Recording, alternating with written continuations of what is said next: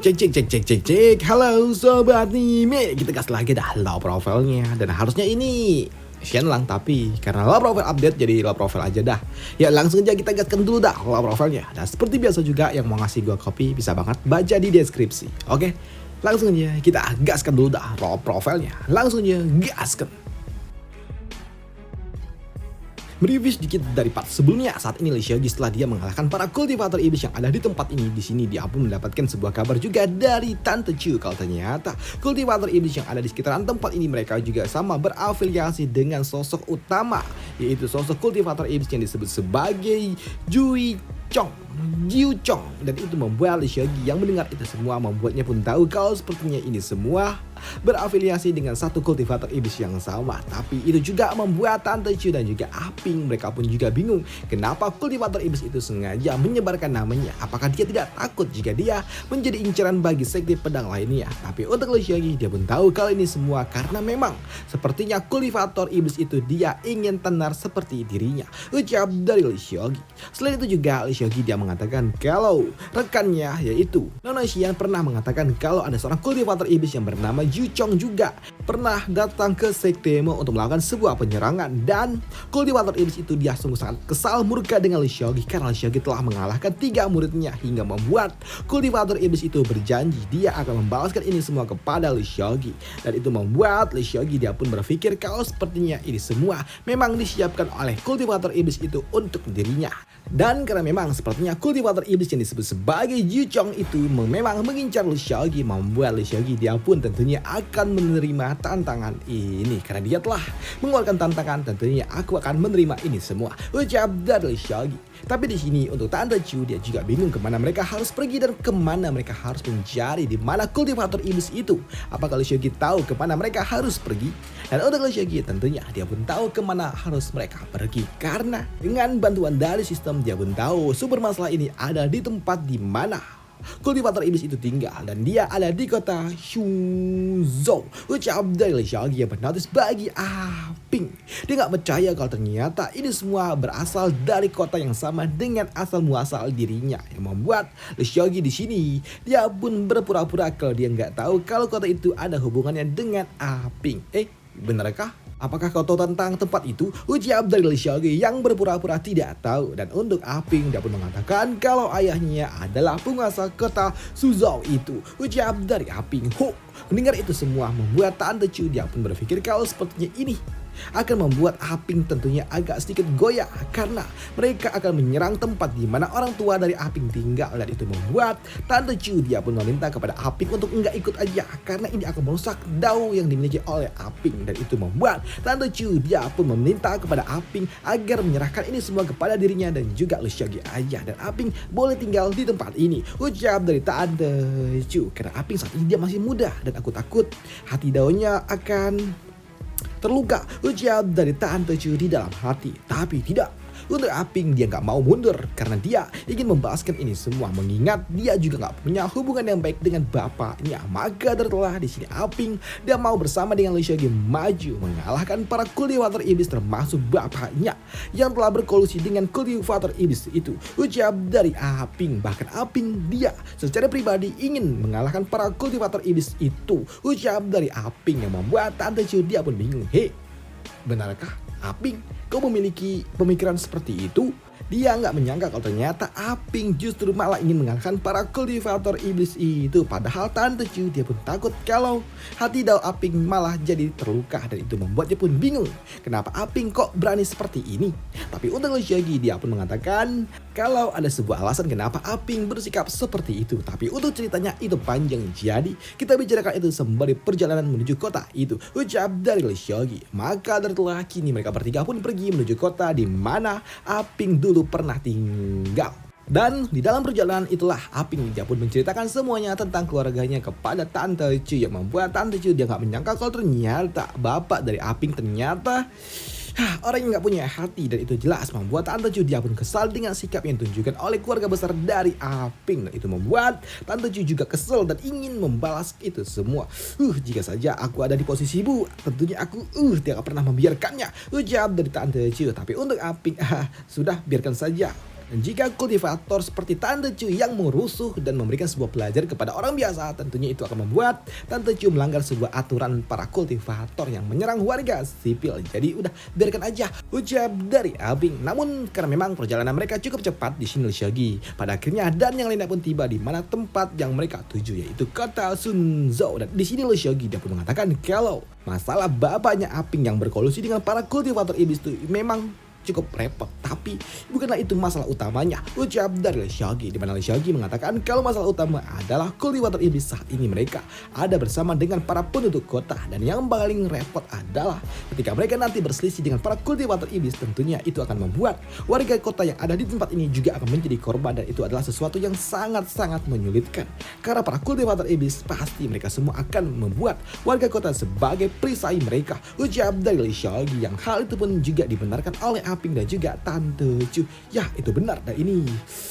merepotkan, ucap dari Tante Chu. Dan di sini Tante Chu dia juga mengatakan kalau mereka harus menemukan sebuah cara bagaimana caranya untuk melakukan evakuasi kepada seluruh warga kota agar mereka dapat mengalahkan para kultivator iblis dengan leluasa, ucap dari Tante Chu. Dan untuk Aping dia pun mengatakan agar dialah pergi ke kota ini untuk melakukan sebuah evakuasi karena dia tahu tentang tempat ini dan dia akan turun ke sana secara pribadi dan meminta kepada seluruh warga kota untuk segera melakukan evakuasi. Tapi di sini untuk Tante Chu dia pun mengatakan itu juga agak sulit karena warga kota ini banyak, dan jika mereka melakukan evakuasi secara langsung belum tentu juga mereka akan percaya dengan apa yang diucapkan oleh Aping, kecuali mereka minta bantuan dari tuan kota. Tapi mengingat tuan kotanya berkolusi dengan para kultivator iblis, tentunya ini merepotkan, ucap dari Tante Chu. Dan untuk Shogi dia pun mengatakan udah nggak perlu dipikirkan cara evakuasinya, aku punya caraku sendiri, ucap dari Shogi. Yang membuat Aping dia pun mengatakan kalau dia harus ikut terlibat dengan ini semua karena dia nggak boleh membiarkan Shogi menanggung ini semua seorang diri, dan dia harus berkontribusi juga dengan tempat ini, mengingat tempat ini adalah tempat di mana Aping dulu pernah tinggal, ucap dari gadis ini. Yang membuat Shogi dia pun sedikit tertarik dengan gadis kecil ini. Dasar kau terlihat cukup menarik juga kalau dipikir-pikir, ucap dari Shogi. Dan untuk Shogi dia punya cara sendiri karena memang Shogi akan meminta bantuan dari sistem dengan sebuah benda yang akan diberikan oleh sistem yang disebut sebagai jimat alam ilusi. Dan itu adalah sebuah jimat yang sangat luar biasa karena dulu ketika Shogi masih menjadi seorang player, dia pernah menghadapi para kultivator iblis dan juga para demonic beast di tengah-tengah kota. Dan tentunya itu akan sangat sulit mengingat di tengah kota pasti banyak para NPC. Dan tentunya ketika para player berselisih dengan para kultivator, tentunya itu akan membuat warga desa dan juga para NPC terusik. Dan itu tentunya akan sangat merepotkan, apalagi sistem juga memberikan sebuah notifikasi kepada seluruh para player untuk tidak berani-beraninya menyentuh dan juga melukai warga sipil, karena jika mereka melukai warga sipil maka mereka akan mendapatkan sebuah hukuman penalti dari sistem di mana mereka akan dikurangi 1 level setiap mereka membuat warga sipil terluka. Dan itu adalah sebuah peringatan keras untuk para player, hingga para player harus dipaksa berhati-hati dengan para NPC. Kalau enggak, bagaimana mungkin dunia Tian Xuan ini dapat bertahan dengan damai? Karena para player mereka suka bermain sesuka hatinya dan juga sesuka jidatnya aja. Dan jika nggak dibatasi oleh sistem seperti ini, maka dunia Tian Xuan pasti benar-benar akan hancur ketika para player datang ke tempat ini. Namun dengan hukuman penalti yang seperti itu yang akan mengurangi 1 level, tentunya para player nggak akan mungkin berani mengusik para NPC dengan sembarangan. Dan untuk item yang diinginkan oleh Shogi dari sistem adalah sebuah item yang disebut sebagai jimat ilusi, dan itu adalah sebuah barang penting bagi setiap player. Tapi untuk mendapatkan benda itu sangat-sangat sulit karena harganya mahal coy. Mengingat itu adalah sebuah jimat yang memiliki sebuah fungsi di mana itu akan menciptakan sebuah sub ruang di mana para pengguna dari benda itu akan bisa masuk ke dalam tempat itu bersama dengan lawan yang akan mereka hadapi. Mereka akan otomatis ditarik ke dalam tempat itu, ke dalam sub ruang itu dengan mekanisme yang seperti itu. Tentunya tidak akan pernah membahayakan mereka, para penduduk yang ada di sekitaran tempat ini. Walaupun memang benda ini sangat berharga, tapi harganya sangat amat mahal. Apalagi benda itu hanya bisa didapatkan dari sistem item mall, atau apa ya istilahnya kalau in game tuh kita belanja itu loh, kayak kita harus top up lah kalau kita mau membeli benda ini, dan benda ini hanya dijual di item shop. Apalagi benda itu juga harganya sangat amat mahal, sekitar $100.000. Kalau itu dolar Amerika, 100.000 itu setara dengan 1,7 miliar coy, edan. Tapi untuk Shogi, karena memang dia terlahir sebagai juragan kaya raya, harga 1,7 M itu kecil untuk dirinya di dalam sebuah game.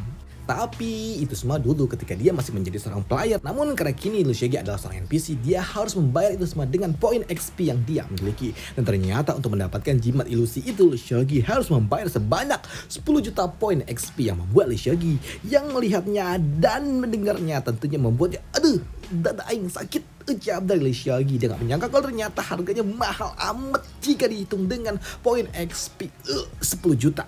Gila. Ucap dari Liu Xiaoqi. Tapi karena memang dia harus mendapatkan benda itu, mau gak mau dia harus membayar 10 juta poin XP untuk mendapatkan jimat ilusi itu. Walaupun itu agak mengusik, menyentil sedikit ginjalnya. Waduh. Namun untuk Tante Chu di luar sana, dia pun merasakan kalau saat ini dengan kemampuan yang dia miliki, dengan energi spiritual yang ia miliki, dia dapat merasakan kalau ternyata di kota ini penuh dengan para kultivator iblis dan jumlahnya sangat amat banyak.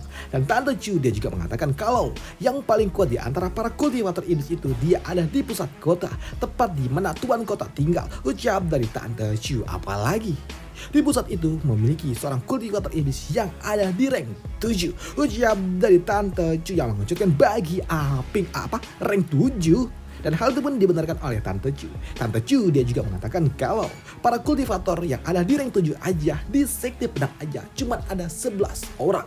Dan tentunya kultivator yang ada di rank 7 itu sangat kuat. Ucap dari Tante Chu. Tapi untuk Liu Xiaoqi, dia pun mengatakan untuk tidak perlu khawatir. Mereka semua yang ada di rank 7 itu biasa aja bagi dirinya. Karena aku telah mengalahkan beberapa orang yang ada di rank 7 dengan cukup mudah. Ucap dari Liu Xiaoqi. Dan karena saat ini kau telah merasakan kehadiran dari mereka, tentunya mereka juga pasti merasakan kehadiran kita. Ucap dari Liu Xiaoqi. Dan di sini Liu Xiaoqi pun tanpa pikir panjang, dia pun langsung mendekati pusat kota dan dia mendeklarasikan diri kalau dia adalah Liu Xiaoqi dan dia meminta kepada kultivator yang ada di tempat ini untuk segera keluar dan hadapi dia secara langsung. Ucap dari Liu Xiaoqi. Dan ternyata benar adanya karena tak lama setelah itu tiba-tiba aja muncul para kultivator iblis. Mereka semua muncul satu persatu ke permukaan. Bukan cuma para kultivator iblisnya saja, tapi seluruh para demonik iblisnya juga muncul. Mereka semua juga telah menunggu kedatangan dari Liu Xiaoqi. Dan itu tentunya membuat warga kota yang ada di sekitaran tempat ini, mereka semua pun panik. Mereka tidak menyangka kalau ternyata selama ini mereka tinggal di antara para kultivator iblis dan juga demonik iblis. Dan ketika warga kota mereka memutuskan untuk kabur dari tempat ini, nggak bisa. Mereka semua nggak bisa kabur karena pintu keluar telah ditutup oleh para demon iblis dan juga para kultivator iblis. Dan mereka akan menjadikan mereka semua warga kota sebagai pelindungan bagi para kultivator iblis itu. Dan tentunya apa yang dilakukan oleh para kultivator iblis tentunya membuat Aping yang melihatnya dia pun benar-benar kesal. Dan ini adalah tindakan yang paling menjijikan. Ucap dari Aping. Dan untuk Tante Chu, ya, hal itu pun dibenarkan pula oleh Tante Chu. Tapi di sini Tante Chu melihat kultivator iblis itu, dia pun merasakan kalau ternyata ada 20 kultivator iblis ditambah dengan para demonic beast yang paling banyak mereka ada di rank 4 dan yang lainnya ada di rank 5. Dan tentunya memiliki musuh yang jumlahnya banyak dan juga di rank yang cukup tinggi, tentunya ini akan sangat merepotkan. Ucap dari Tante Chu, di mana Tante Chu dia juga meminta kepada Aping untuk segera mencari waktu untuk dapat kabur dari tempat ini dan meminta bantuan dari sekte terdekat yang ada di tempat ini. Ucap dari Tante Chu. Tapi ketika Tante Chu meminta kepada Aping untuk pergi, di sini Liu Xiaoqi mengatakan udah jangan pergi karena ini semua telah terlambat. Ucap dari Liu Xiaoqi. Karena saat ini ada seseorang yang keluar dari rumah tuan kota dan ternyata yang keluar itu adalah seorang nenek-nenek di mana dia berujar. Ternyata ini sesuai dengan apa yang diharapkan. Liu Xiaoqi, ternyata itu adalah kau. Seperti yang diharapkan, ternyata usahaku tidak sia-sia. Ternyata bukan cuma Liu Xiaoqi saja yang datang, tapi ternyata perangkap yang aku berikan berhasil menangkap juga seorang tetua dari sekte pedang. Ucap dari seorang nenek-nenek tua yang tiba-tiba aja keluar dari dalam kediaman tuan kota. Dan itu tentunya menotis bagi Tante Chu karena dia dijadikan target pula. Dan untuk Liu Xiaoqi, dia pun tahu kalau yang datang itu bukanlah wujud asli dari kultivator iblis. Dan itu membuat Liu Xiaoqi dia berujar, dasar nenek tua, kenapa kau repot-repot menyembunyikan wujud aslimu? Keluarkan saja. Ucap dari Liu Xiaoqi yang membuat tante tua, nenek tua dia pun tersenyum. Sebelum pada akhirnya dia pun perlahan-lahan bertransformasi ke dalam wujud aslinya. Dan ternyata wujud aslinya adalah Tante Duhai ini juga. Duhai cuy, mirip-mirip Tante Chu sama Bibi Ning juga. Dan inilah wujud asli dari kultivator iblis yang ada di rank 7 yang akan menghadapi Liu Xiaoqi. Oke, dan bagaimana Alicia Keys akan menghadapi tante ini? Kultivator iblis ini akan kita bahas di part lanjutannya aja. Karena memang ini udah mentok sama Raw-nya. Dan sampai jumpa di part lanjutannya. Ini bocah ribut amat. Sampai jumpa di part lanjutnya. Bye. Thank you.